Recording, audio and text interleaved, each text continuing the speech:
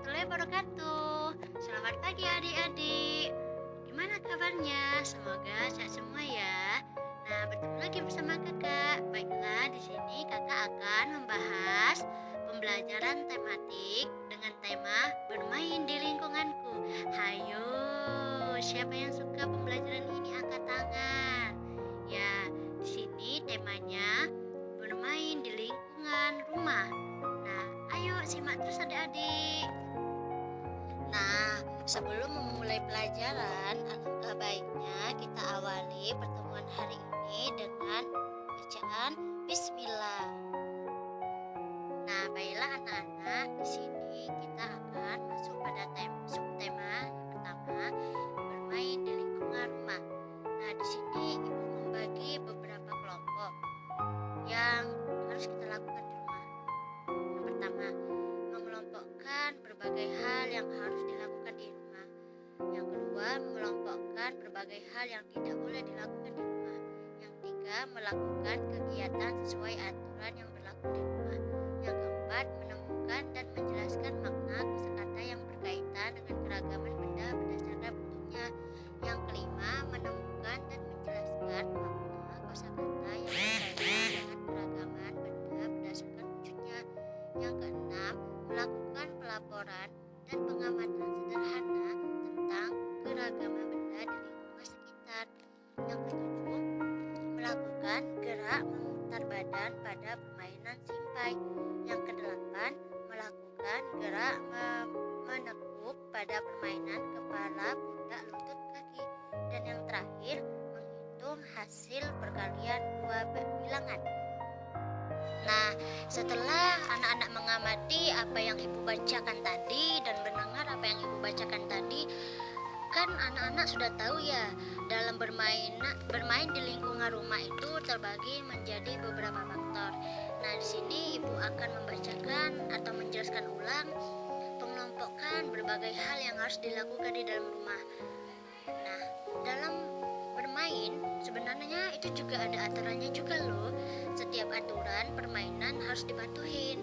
Ketika kita sedang bermain, kita tidak boleh curang atau mengejek temannya. Nah, aturan tidak hanya ada dalam permainan saja. Di rumahku juga ada beberapa aturan. Nah, teman-teman mau tahu enggak aturannya apa saja? Nah, adapun pengelompokan yang nomor 2 ialah mengelompokkan berbagai hal yang tidak boleh dilakukan di rumah. Nah, di sini ibu akan mencontohkan salah satu soal yang telah ibu beri ya. Contohnya nomor 1. 1. Menonton sampai larut malam.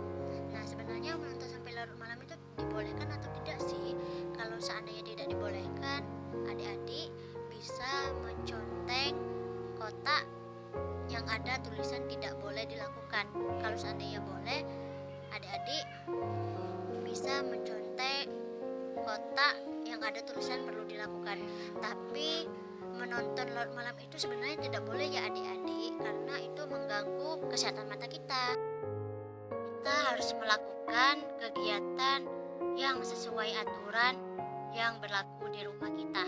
Nah, adapun aturannya meliputi beberapa, di antaranya 1.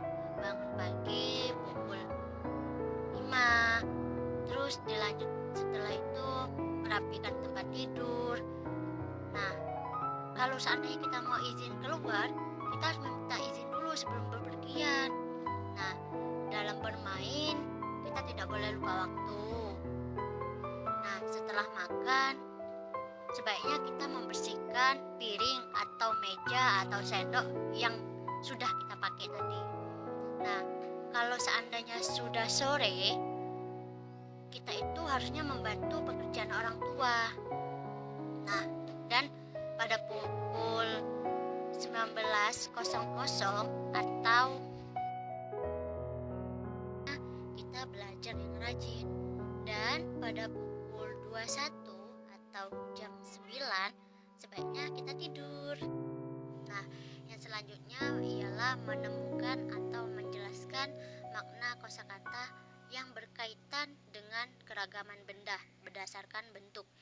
Contohnya, seperti halus. Sifat halus itu apa sih? Yaitu licin, lembut, atau kasar.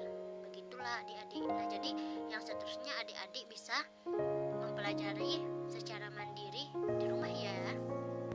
Nah, selanjutnya kita akan menemukan dan menjelaskan makna kosakata yang berkaitan keberagaman benda berdasarkan wujudnya. Kalau yang tadi bentuk, sekarang wujudnya ya adik-adik. Nah, di sini terbagi menjadi 5. Yang pertama yaitu wujud, merupakan atau rupa atau bentuk yang dapat diraba. Yang kedua ukuran, isi atau besarnya berada dalam sebuah ruangan. Nah, itu tuh dilihat dari ukurannya ya adik-adik. Nah, yang keempat padat. Yang ketiga padat, benda yang isi dan bentuknya tetap.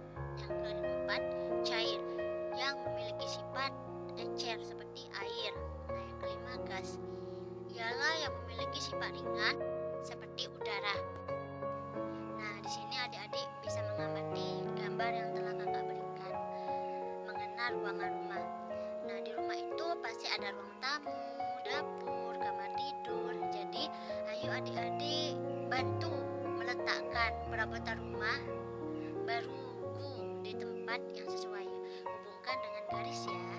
Semangat adik-adik. Nah, adik-adik telah mengamati gambar ini bukan? Nah, ketika kita di rumah, kita itu bisa melakukan gerakan memutar badan pada permainan simpai. Ialah permainan yang memiliki lingkaran besar seperti kayak lingkaran bola, tapi ada bolongnya kayak seperti gambar itu. Nah, kita bisa main itu untuk di rumah. Nah, selain permainan simpai, adik-adik juga bisa melakukan gerakan menekuk pada permainan kepala, pundak, lutut, dan kaki seperti yang telah ada di gambar ini. Nah, untuk melengkapkan pembelajaran kita pada akhir pertemuan, kakak akan membahas yang terakhir mengenai bermain di lingkungan rumah, yaitu menghitung hasil perkalian 2 bilangan. Nah, contohnya seperti di atas, 4 kali 2 sama dengan 8.